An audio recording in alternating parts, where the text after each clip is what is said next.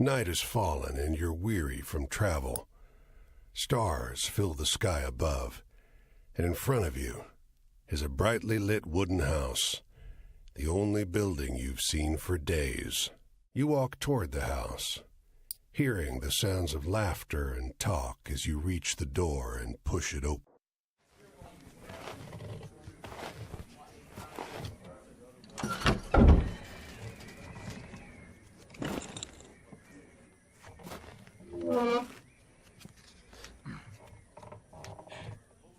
You sit down and join the game. It's a cheap buy-in, and not many of the other players are very good. The lady fiddling with dice gets good cards, but has no real strategy. The man to your right seems to just hold on to the highest cards he has, regardless of suit or any consideration of matches. The man in gray across from you, though, he's good. He already had the largest pile of coins when you bought in, and while your winnings grow quickly, you can't quite catch him. One by one, the other players leave the table, sometimes with pique or with wry humor, leaving their winnings with you or the man in gray.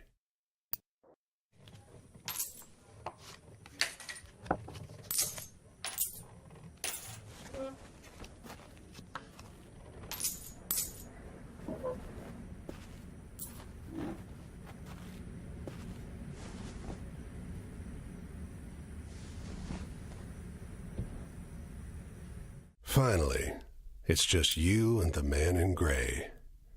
He looks at you, full of humor, and winks.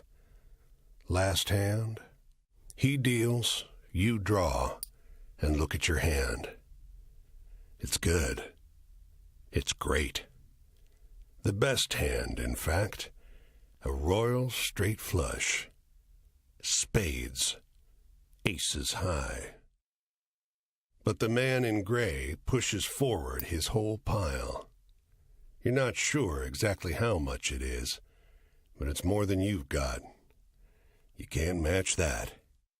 The man in gray stops you. Now, if you like, I'll let you wager your word. I know you'll be good for it. Just promise you'll pay the debt, however I ask. The man in gray smiles. All right, then. I'll call.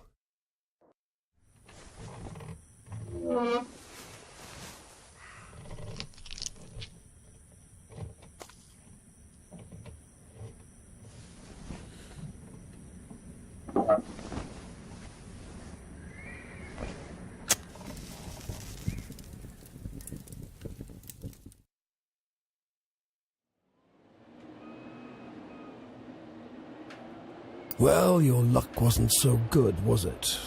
That's quite the hand, but not for the game we're playing. I'm afraid you owe me. Your life, sure, but more than that.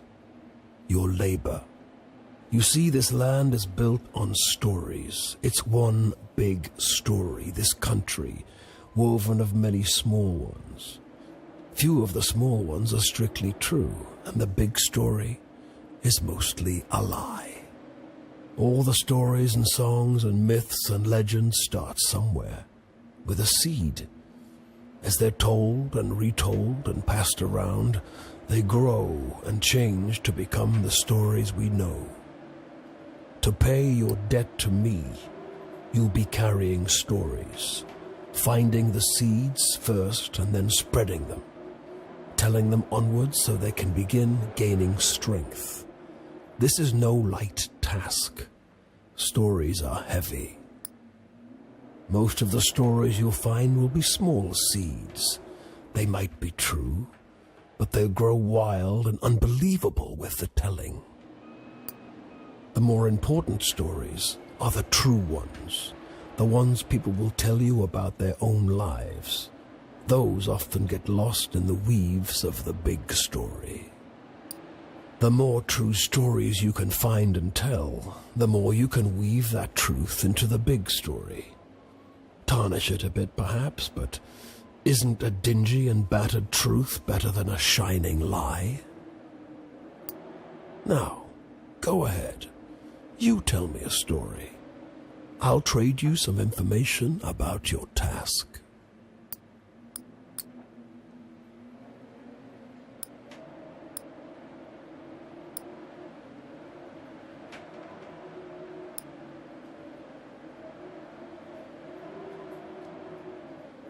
I'll strip away your flesh to make the journey easier, but still you'll feel pain. Hunger, weariness, thirst, and despair. They're all part of stories, the part not often told. And death, yes, but don't worry. As long as your task remains, you come back.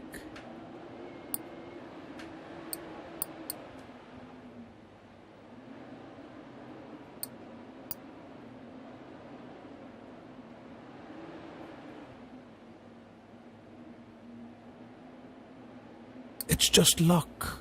Funny how bad luck seems to follow the folks who already have problems aplenty. Well, try your luck out there in this country. See how the dice treat you. It's not all bad. You'll have to work hard, but I'll give you the gift for seeing the true shapes of people. Not many who can do that.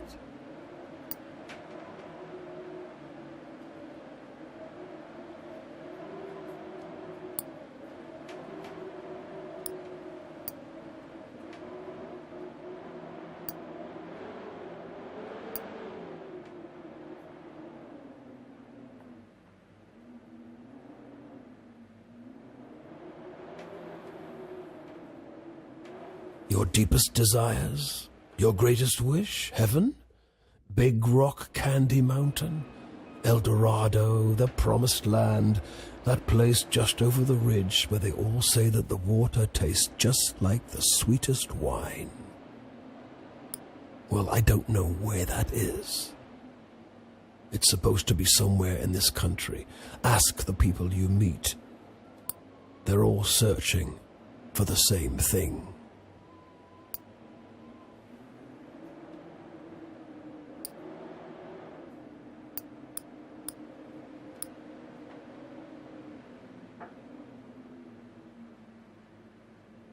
You sometimes have to make choices about what kind of story you're finding. Is it a love story or a tragedy? Don't gather too many of one kind, though. This grand story needs variety.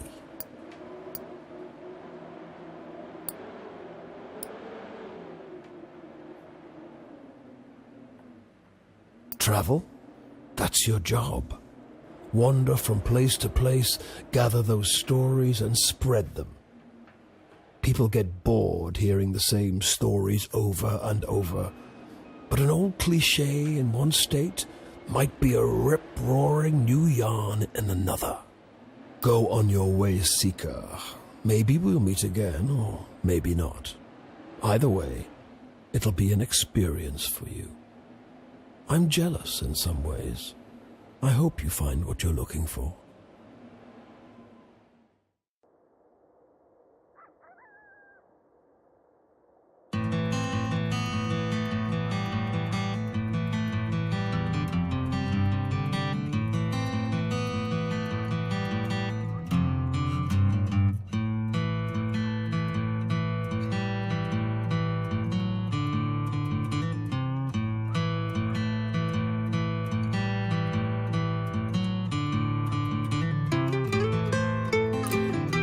This bungalow is being ransacked.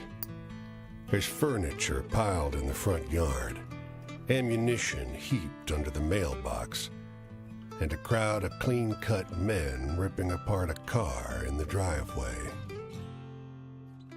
The two heavily armed, mud-caked women leaning over the porch railing share the same bored grin. One shouts at you, "Lend a couple innocent gals a cigarette?" You are about to hand her a smoke when those men draw pistols and shove you hard into the dirt. You know these girls? They demand. Once they've dumped your bag out into the road, they decide you're harmless. If you were selling booze too, you'd have a lot more cash, sneers one. On the porch behind him, the two bootleggers are fingering their empty rifles, grinning in disappointment.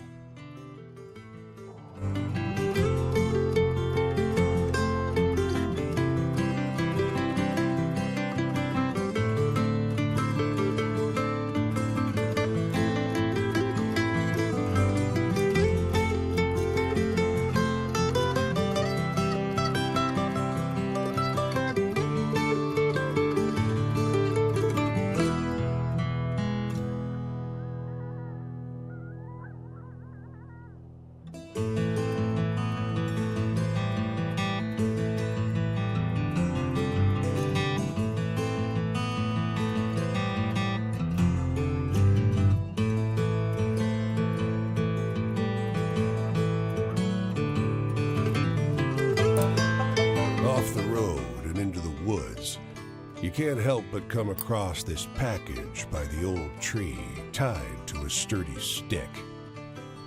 The cloth wrapping conceals, though not particularly well, something large and softly unsettled. Little eyes blink back at you from inside the bundle. The shape gives a start. Please don't tell my pa that I'm in here. It says in a small voice. Pa doesn't want to live with us anymore, but I want to go with him. Don't tell him, please. I'm hiding. His father must have been here at some point, but you sure can't see him now. Please go. He's coming back any minute, says the boy, growing agitated. He's going to see you talking to me. Please, go! He only calms down when you leave. You don't see another soul for miles.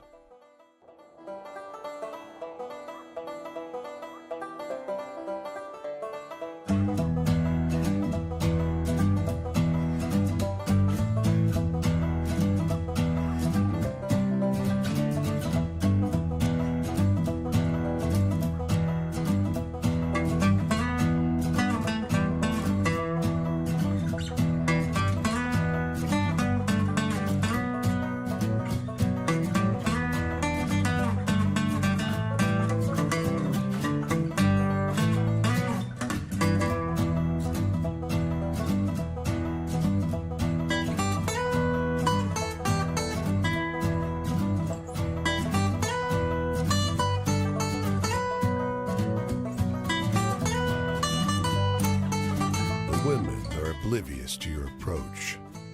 Their eyes are shut. Their touch, where they hold hands, is gentle. They speak in low tones. One stifles a burst of laughter, but it brings a smile to their faces. Sorry, says the one who laughed. Don't be, another assures her. They don't. And we give thanks for those who have left us, who we wanted gone, for the skills to thrive without them, and for the companions who make the effort joyful. The voice of the youngest wavers. The woman to her left squeezes her hand. This is not a scene to intrude upon.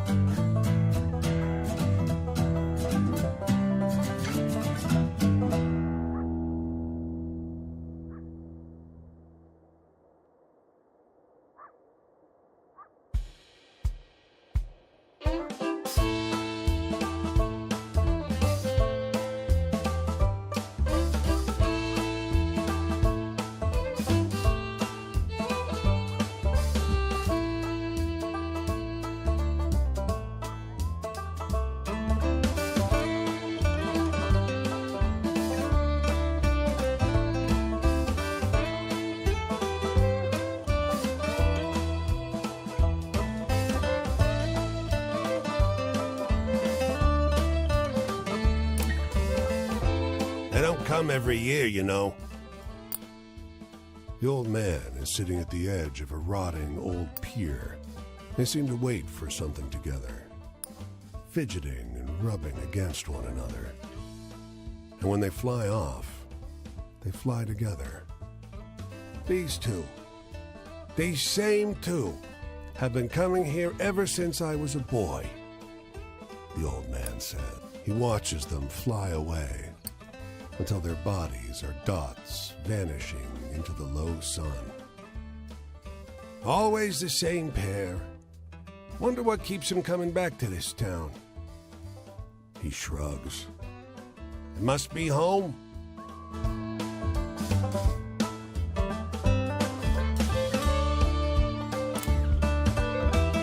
The woman walks the small town square with the poise of Betty Davis.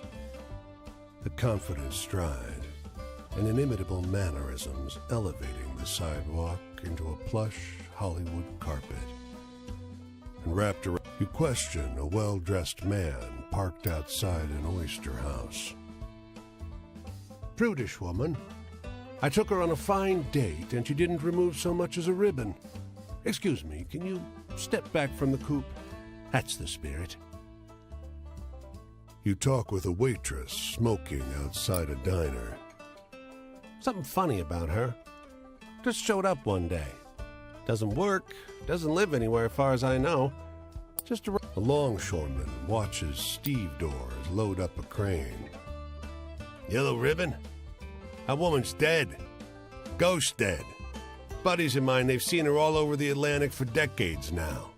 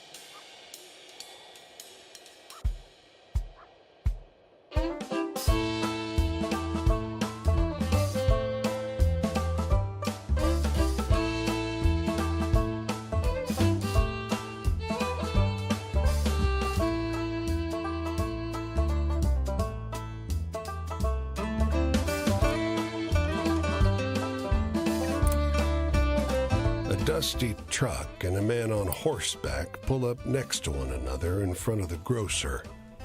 Suddenly, the driver and the rider, two wiry old men with identical haircuts, start shrieking at one another. The man with the truck leaps into the street. "Brother!" he shouts. The one on the horse tumbles out of his saddle. "Brother!"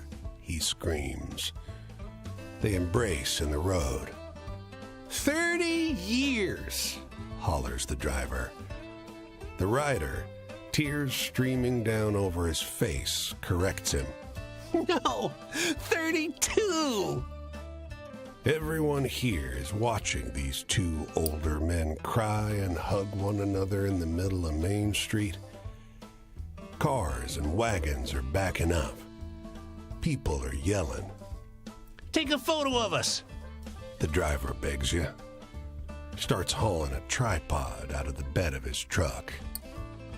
As you usher them onto the sidewalk, the driver says, "Joe, I thought you were dead." The rider freezes. "Joe?" he blurts. "I'm not Joe." The two men stare at one another, each slowly recognizing something alien in their mistaken brother's face.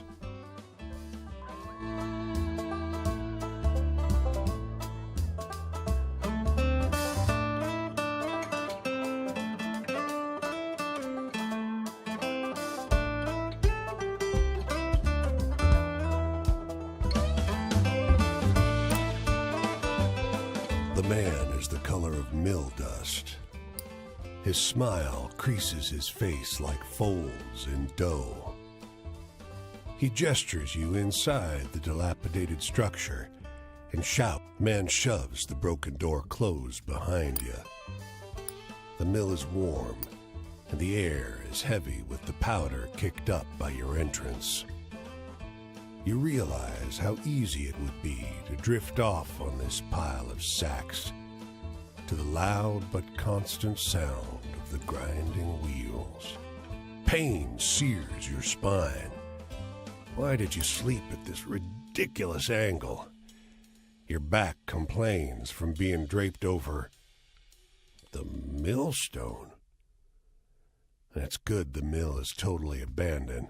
Its works long ago disconnected, or your legs would have been pulverized.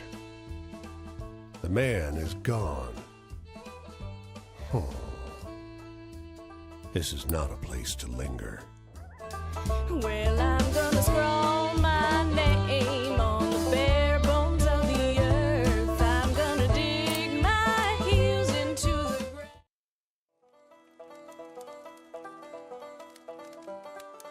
Hey there, stranger. You're welcome to enjoy this fire with me, if you're respectful, that is. This here is my spot, and I ain't inclined to share it with any bad characters. You can call me Quinn. These here are my venturing companions. Cass is the big un, and the one with the spots is Flip. I usually beat my way on the rails, but the road news said this town was fat, and the weather was fine. So I'm taking in the sights and seeing what I can drum up. I want to hear a story about ghosts or murderers or something. Scary stuff.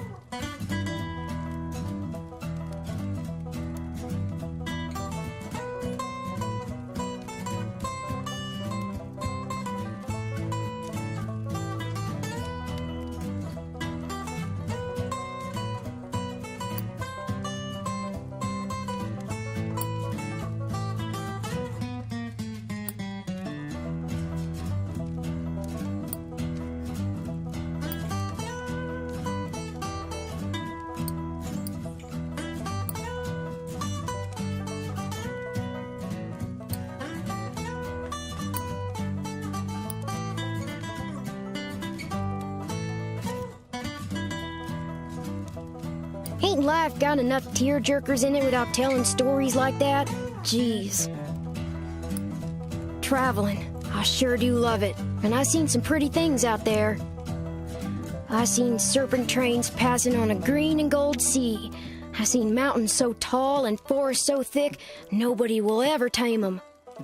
I once seen a bunch of townies skinny dipping in a river. That sure was something. I seen terrible things too.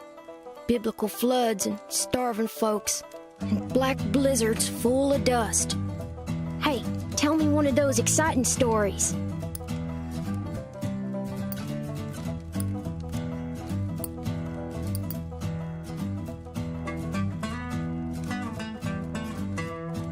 Were you trying to scare me? Well, you didn't go far enough. Huh. Well, I don't know a whole lot about the past, but they say there's an Injun grave around these parts. Say it's haunted and full up with angry spirits. I used to love hearing stories of cowboys and Injuns fighting it up. Would swap tales with the youngins. But, well, I suppose if someone shot me, I'd be pretty vengeful too. Hey, tell me a funny story. You seem like you still got a sense of humor.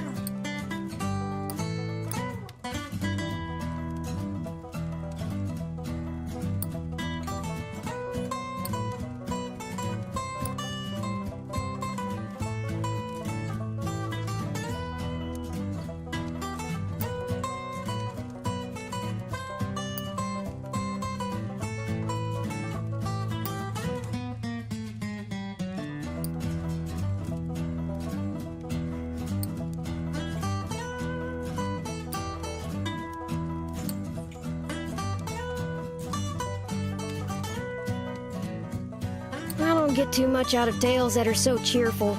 Not enough excitement for me. My family. There ain't no way I'm gonna start jaw-flapping about those bastards. Judases, the lot of them. Enough said. I'm in the mood for something real.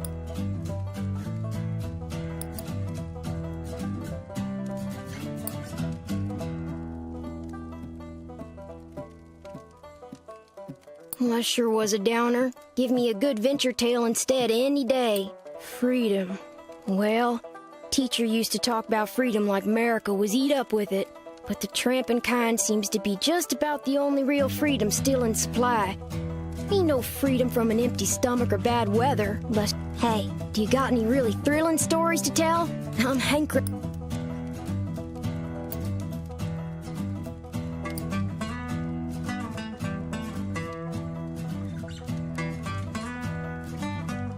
Whoa, quite a story, stranger.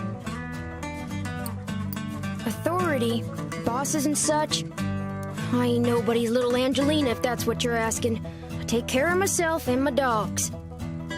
I don't need no jocker looking out for me, so if you're offering, don't. Shoot, I thought I told you to be respectful. You want to keep enjoying my spot or not? Think about that. Well, night's over. I think I'll see what's happening up the road this way.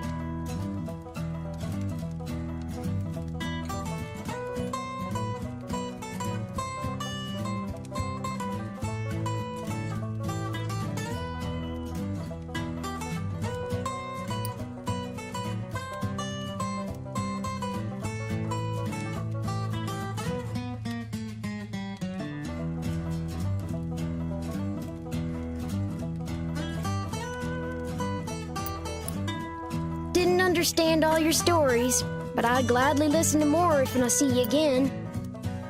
The tramping life suits me just fine. Every day's a venture. With things being so depressed, folks walk around like it's the end of everything good. But it ain't. Plenty nice things to see if and you know where to look. 'Cause when that ferryman come for to tally up my worth, I won't leave much behind to drag me down.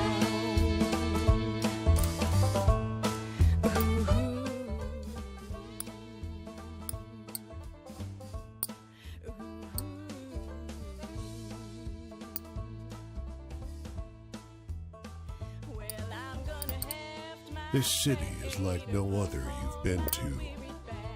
Crooked streets splay out in a maze of narrow. Unable to afford rescue, you keep walking. The asphalt turns to crooked cobblestones that threaten. It's hard finding your way through in pitch darkness.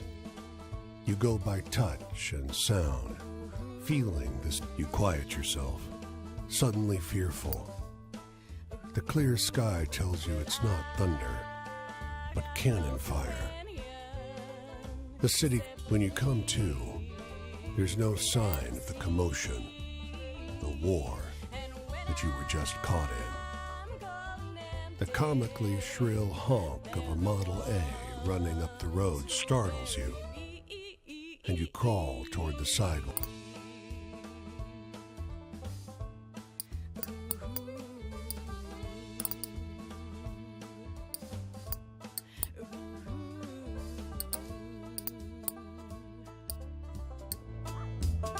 Well, I'm gonna cast my stones o'er the waters of this land, and by I'll see them far and long. 'Cause when the night come down for to take me hand in hand, this will be my tale, my vagrant song. This will be my tale, my vagrant song. Ooh.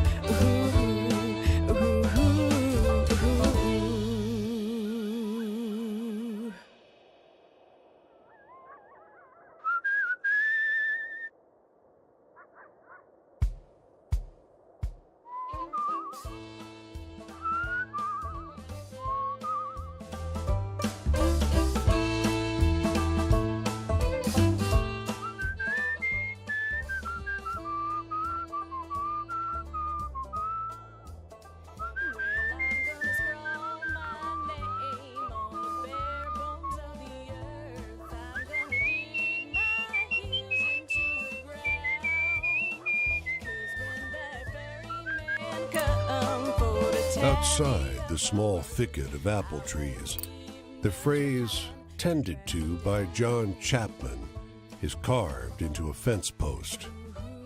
Nearby, a hound lies on its side, perfectly still. Flies buzz around its ears. But a grizzled man pauses at his digging to shoo them off.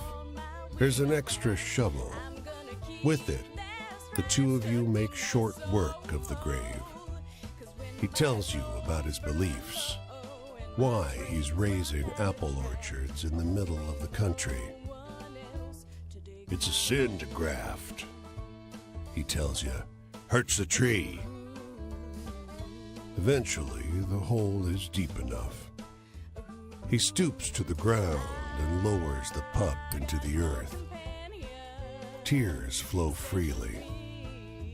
I'll see him again in heaven, he tells you. Our souls are bound by love. He wipes his eyes. Who'll bury me?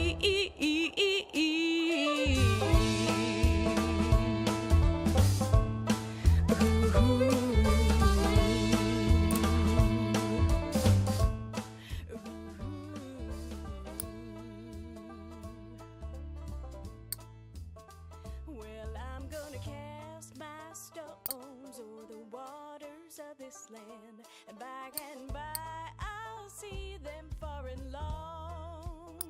'Cause when the night come down for to take me hand in hand, this will be my tale, my vagrant song. This will be my tale, my vagrant song.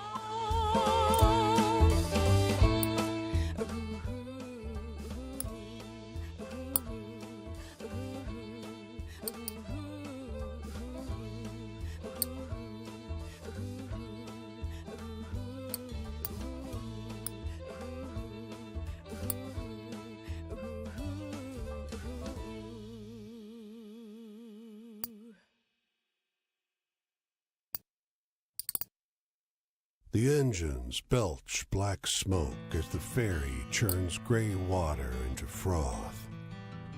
A broad-shouldered figure leans out over the rail, eyeing the skyscrapers on the horizon. Nearby, a man and a woman. The man gives you a once-over as you approach. His newsboy cap is ragged with age. You look familiar. Did I meet you at Union Square? The demonstration. It got bloody, but I'm used to that after Italy. He claps a hand to his hat to steady it from the breeze. When Gramsci was arrested, many of us had to flee. I came into New York, and here I continue our efforts. The workers' voices will be heard.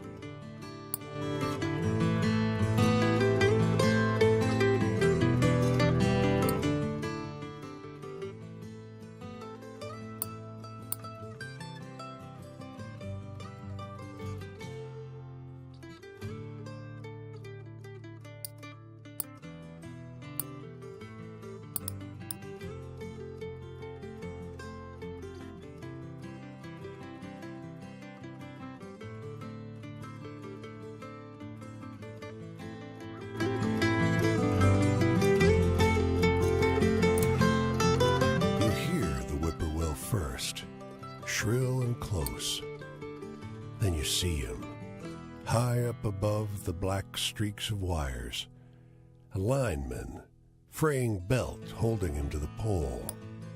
He's unsteady, his hands are shaky, and his body sways in the wind.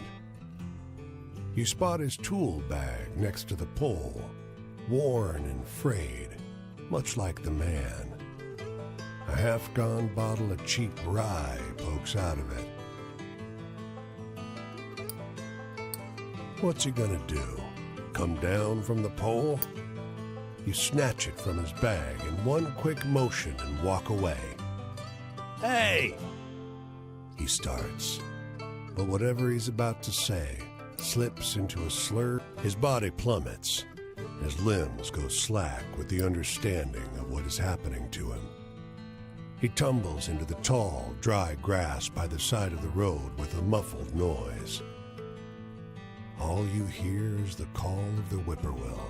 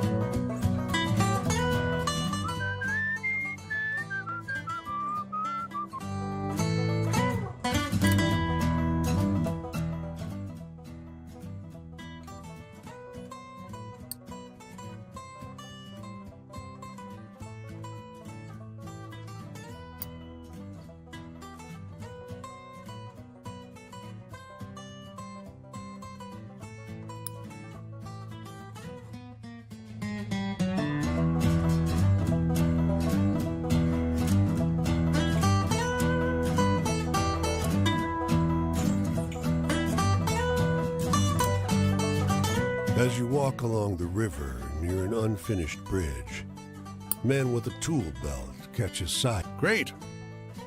he exclaims. "Suppose you'll want a safety belt." You find yourself up high, looking over the rushing river that crashes around the foundation. You ask him to explain. "Practice your peripheral vision, if you dare." You only see the clouds thicken. It sure does pass the time.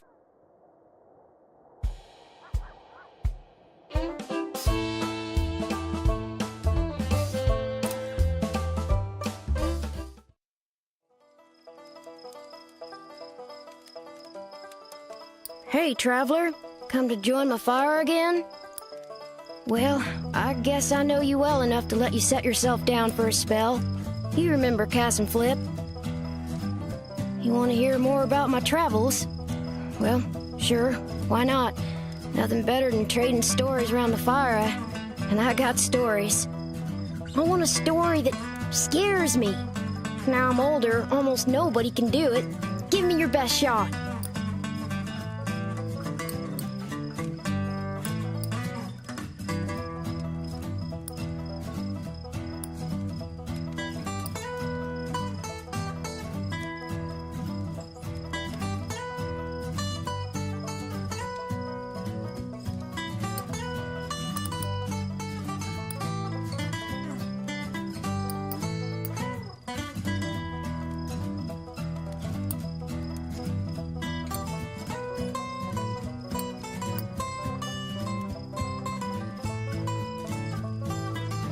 Well, that sure was a downer. Give me a good venture tale instead any day. Wishes come true, huh? If I had to say, it'd be great to have red beans and rice cooked with some fatty bacon. Supposed to be a Mississippi River specialty, but I ain't never had it. Hey, tell me one of those exciting stories.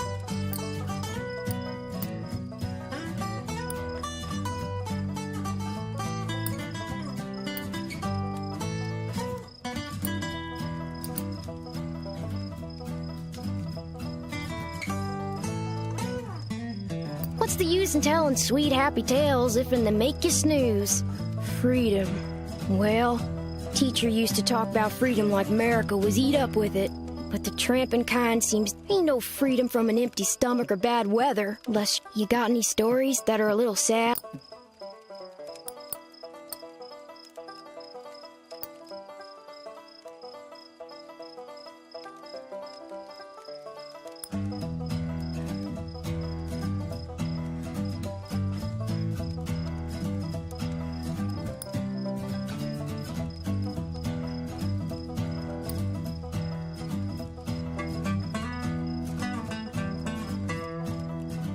I don't get too much out of tales that are so cheerful. Not enough trust. I figure tramps are apt to trust each other, too. Sure, they were backed by... Hey, do you got any really thrilling stories?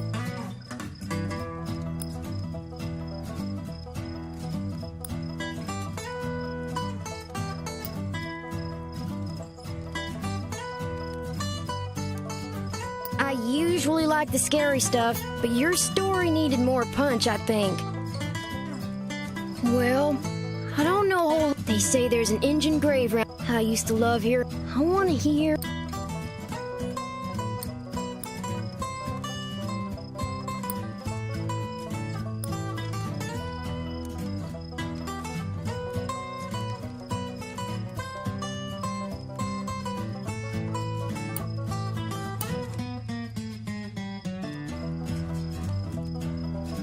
Ain't life got enough tearjerkers in it without telling stories? Now why you want to go worry about that? Can't run from the die. Oh, heck, the night's over already. I sure enjoyed talking to you, but I gotta get on. I think I'll see what's happening up the road this way. The tramping life suits me just fine. Every day is a venture. With things being so depressed, folks walk around like it's the end. Plenty nice things to see.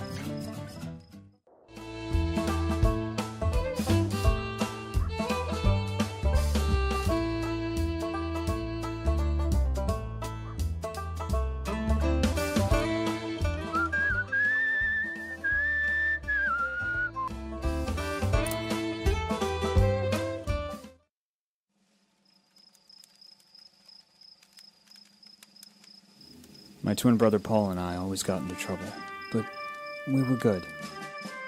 We didn't do nothing to anybody till we left. Then we hurt a lot of people. Me, more so than Paul, because he didn't make the march I was on, the bonus army. It's less a bonus and more an acknowledgement of what I've had to suffer. Civilians will never understand. My brother Paul used to love scary stories. Tell me one.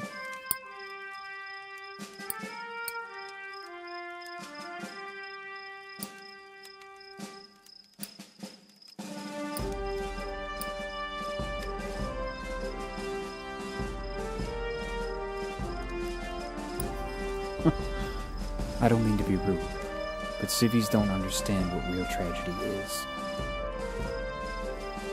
Travel. Well, this walk feels like a little bit of freedom now and again. Do you know any happy stories? Hopeful ones?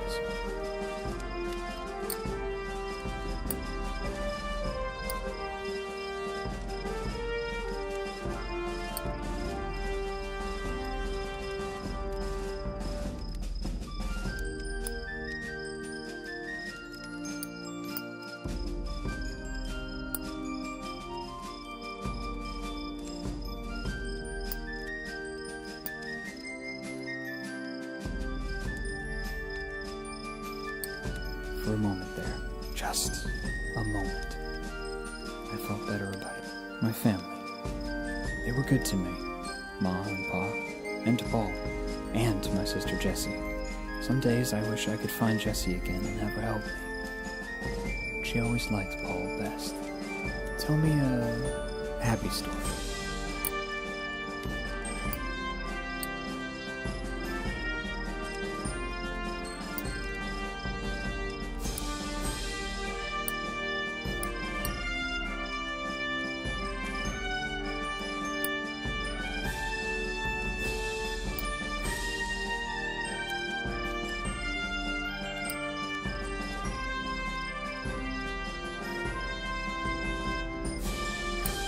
I like that one.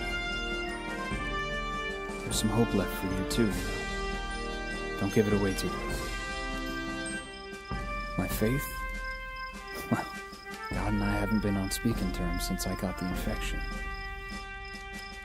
I gave the fucker so many chances to make things right, and he hasn't followed through. So anyway, tell me a funny story?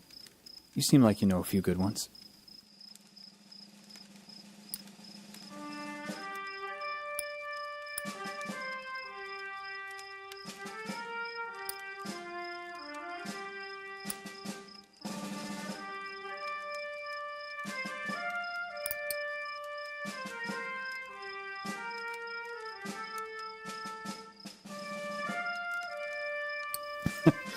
Wish I could tell that one to my sister.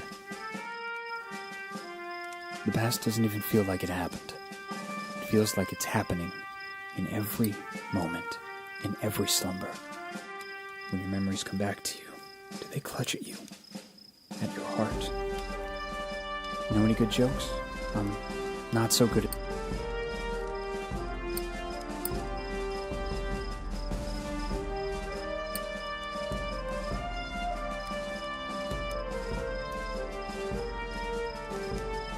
And that's what you think when you think of tragedy.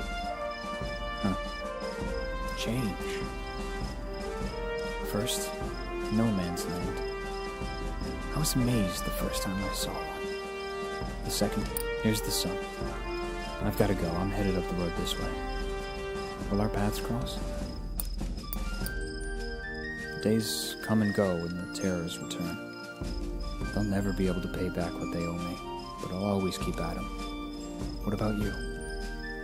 Is there something somebody owes you?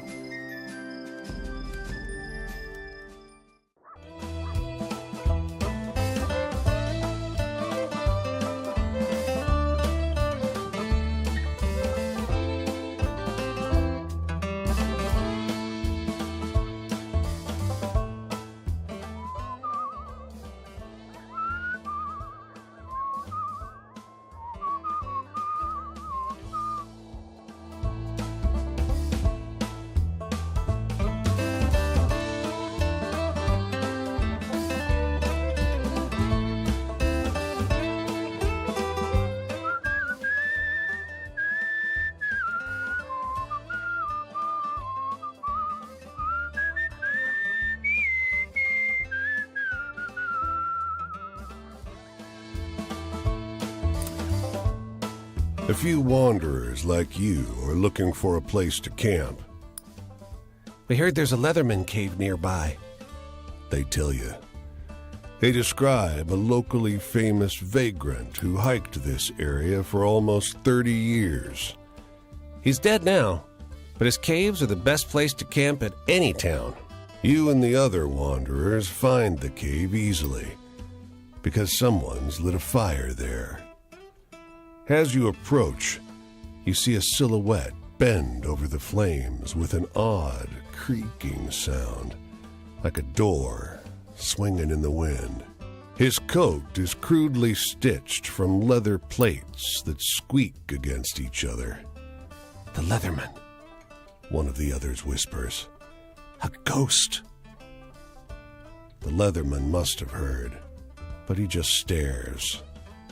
His face is corpse still. He's eating, you say, and point out his can of beans. Je ne suis pas un fantôme, the Leatherman says, and adds, idiot. Oh, bursts your companion. Canadien? Soon, he and the Leatherman are deep in conversation, and your group has a safe place to rest.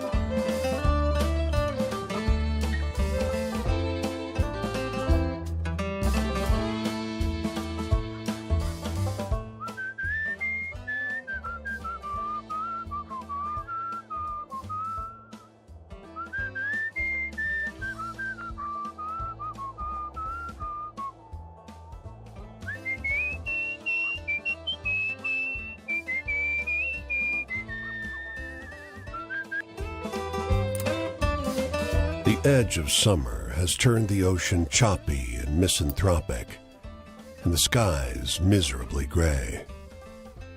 The boardwalk prophetess lured you into her tent with a promise to read a fortune. Before you lie the instruments of her profession. There's tarot cards, Rider-Waite, but also Marseille for traditionalists, rosary beads and costume jewelry, and of course, the centerpiece, a great glass globe. With practiced theatricality, she goes directly for the crystal ball, letting her eyes unfocus as though she can see a great distance into it. She brings up names, places. You'll latch on to what she says, and together you dance towards some insights about your romantic prospects. It's relieving to meet an honest, "Your eyes," she says, her voice suddenly drained of the bass. The words that come out of your mouth are not your own. They seem unwilling or unable to form properly out of a human throat. The glass globe shatters. Your vision is hazy, and your body is not your own. "You came far to get away from me," the voice lodged inside you says. "But this one has a way of wandering." The fortune teller has collapsed. When you come to your senses, you're lying face down on the rough wood of the boardwalk, sore and weak.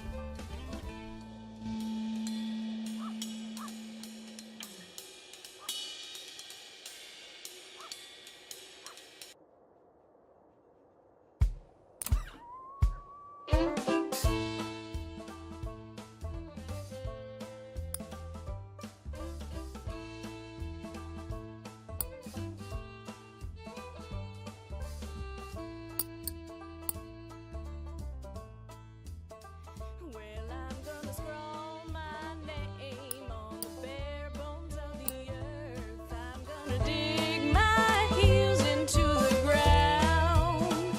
'Cause when that ferryman come for to tally up my worth, I won't leave much behind to drag.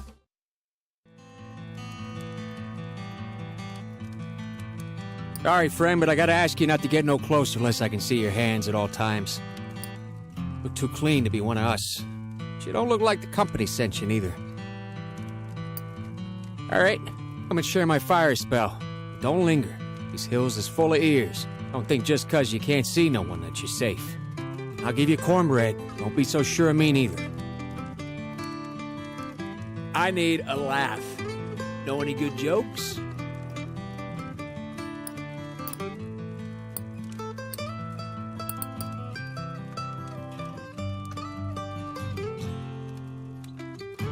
You are a pretty funny one, you know that? The past. I remember looking between my mama's ankles down the road. Every evening, she'd be whispering. Still don't know if she were counting the workers or praying about them. Anyway, I need something to laugh about. You got any funny ones?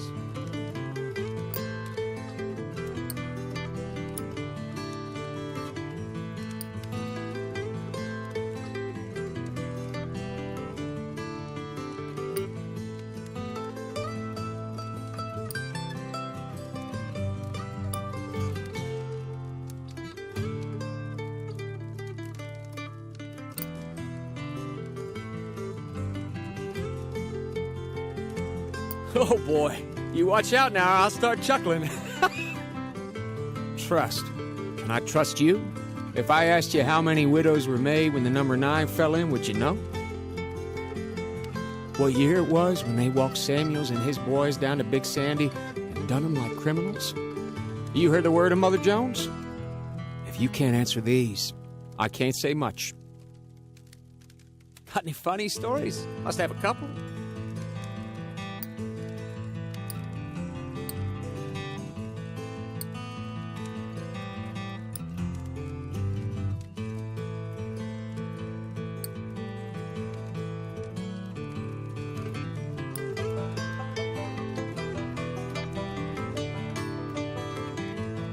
Well, this seems like wish family.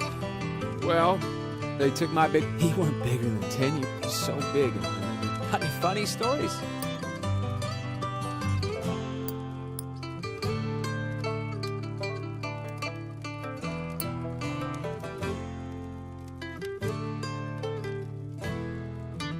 You reading to me out of a dime novel? That stuff ain't true. Authority? Bosses? You ain't worth nothing to them. You're like a... You break, you get replaced. It's almost... See anything exciting out there on the road? Mostly I just seen dogs.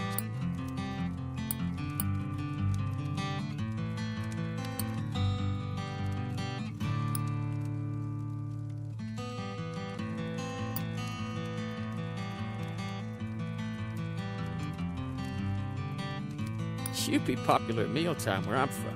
You'd keep a whole crew glued, I bet. Travel? Well, next time you take a train, take a peek on up at its beating heart. It's black breath. That's just what a mining man looks like inside him. Coal dust, smoke, and fire. Morning. I gotta get going. Headed up that way. Won't be specific. For my safety and yours. You want to find me? Then do it. Talk again about these things.